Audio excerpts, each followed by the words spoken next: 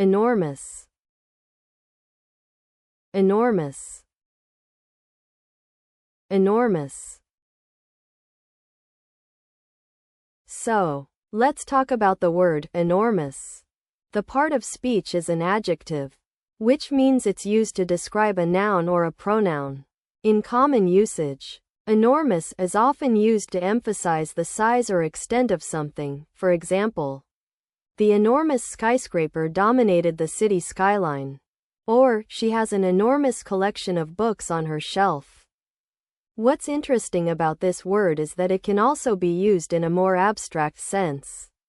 Like when describing a problem or a challenge, think the enormous effort required to finish the project on time. Also worth noting is that the antonym of enormous is actually not just small, but rather words like tiny, minuscule, or even immeasurable, depending on the context. In a job interview for a marketing position, you might say something like, "The enormous success of our last campaign has given us a great foundation to build on this quarter." In this formal usage, enormous is used to emphasize the magnitude of the achievement. In contrast, while chatting with friends at a coffee shop, someone might exclaim, "That enormous burger is all yours if you can finish it." Here, enormous is used to describe something that's impressively large in an informal and conversational tone. Meanwhile, in a report on climate change for a university course, a student might write, "The enormous amount of carbon dioxide released by industrial activity has significant implications for global warming." In this academic usage, enormous is used to convey the extreme scale of the issue being discussed. So you want to learn about this big word, right? Let me explain it in simple terms. Imagine something that is really, really huge, way bigger than what you're used to seeing every day. It's like comparing a car to a skyscraper. That's basically what enormous means, anything that takes up a lot of space or is incredibly big and impressive. For example, if someone says the stadium was enormous, they mean it was really massive and had a huge capacity for people. It's similar to saying something is gigantic, humongous, or even just plain massive. So, when we use this word, we're usually talking about things that are so big or impressive that they stand out from everything else, like a giant mountain, an enormous lake, or an incredibly tall building. Make sense? Forthcoming, forthcoming, forthcoming. So, let's talk about the word forthcoming. This is an adjective that means something is going to happen or be released soon, such as a book, movie, or event. In common usage, you'll often hear it used in phrases like, "The new iPhone is forthcoming," or "Our company's annual report will be forthcoming shortly." The key thing to remember about this word is that it implies a sense of anticipation and expectation. So when you use it, you're giving people an idea of what's on the horizon. One special note I want to make about its usage is that forthcoming can sometimes be confused with upcoming, which has a similar meaning but is more commonly used in informal contexts like social media or texting. So, if you're writing something formal, it's probably safer to stick with forthcoming. You're planning to attend an annual book festival next month, where you've heard that a new novel by your favorite author is going to be officially released. In fact, the publisher just announced that it will be published forthwith, but you were already looking forward to the festival, because you'd also heard that the author would give a keynote speech on the day of publication. And now you're excitedly telling your friend about it in conversation. "I'm so stoked for next week's book festival. I've just found out that my favorite author is going to be there. And they're going to discuss their new novel, which, by the way, was released last week." But I guess what I mean is, I can finally get it, right? And then, last night at dinner, your colleague mentioned that a report on company productivity would be available forthwith, as soon as it's finalized, and you made a mental note to ask them about it when they come back from their meeting, thinking, okay, so we've been waiting for this data, and now I can actually see the numbers for the first time in months. Or should I say, since last quarter? Quote. So you want to know what forthcoming means?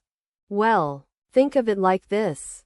When something is coming up in the near future, and we're already talking about it, that's basically what forthcoming describes. It's often used to talk about plans or events that are scheduled to happen soon, but haven't happened yet, like a new book that's going to be published next month, or an upcoming concert. The main characteristic of something being forthcoming is that we're already aware of it and expecting it to arrive or take place in the near future. If you think of synonyms, words like upcoming, pending, or imminent might come to mind. They all kind of convey the idea that something is on its way, but hasn't arrived yet. When we use the word forthcoming in a sentence, we're usually talking about things like events, books, movies, or even people's plans, and how they'll be happening or arriving soon. Incline. Incline. Incline. Hello. So, you want to learn about the word incline? Well, it's a very useful verb that means to have a tendency or disposition towards something, especially a feeling or attitude. In other words, if someone is inclined towards something, they have a natural leaning or preference for it. For example, she was inclined to believe him means she had a tendency to trust him. You can also use incline to describe a physical slope or angle, like the road began to incline sharply upwards. But in general, the verb incline is used to talk about people's attitudes, feelings, or tendencies. And one important thing to note is that incline is often confused with decline, which means to become worse or decrease in some way. So, make sure you're using the right word in context. Here are 3 practical example sentences using the word incline with their corresponding contexts. I'm planning to hike up this mountain trail that has a steep incline. It's going to be a tough climb, but the views from the top will be breathtaking. Context: a casual conversation between friends or family members discussing a leisure activity. In this example, the word incline is used informally to describe the steepness of the mountain trail. The research suggests that there is a significant incline in the number of people suffering from depression in urban areas compared to rural ones.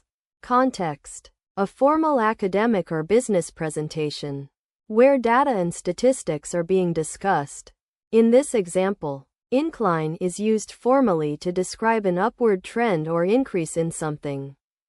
We'll need to factor in an incline in labor costs due to the proposed new tax on businesses, which will impact our quarterly projections. Context: a meeting between business partners or investors discussing financial matters and making predictions. In this example, incline is used in a business context to describe an expected increase in costs or expenses. Note that in each of these examples, incline is used in the sense of something being upwardly sloping or increasing. So you're trying to learn about this concept that means a slope or an upward direction.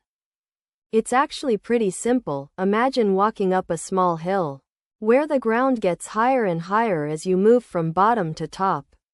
The main characteristic is that it gets steeper and steeper in one direction. Like when you're going uphill. You might also hear people talk about this idea in relation to angles or directions, like when they say something is leaning towards a particular side. As for what it does or how it's used, well, it can help you figure out which way things are pointing or moving. Think of it like a direction sign that says which way the road goes.